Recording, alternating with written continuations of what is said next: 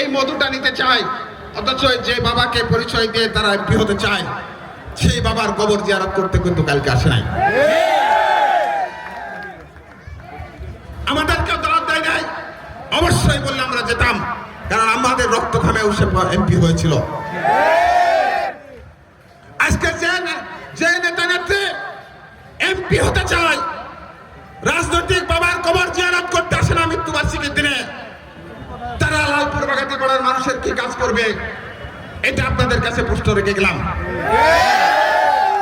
আজকে 1 বছরে এমপি না হতে লালপুর বাগাতিপাড়ার প্রায় 200 নেতা কর্মীদেরকে মামলা দিচ্ছেন।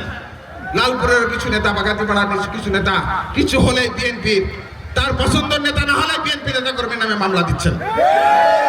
শুধু মামলাই দেন নাই, প্রশাসনের সাথে যোগ সাধছে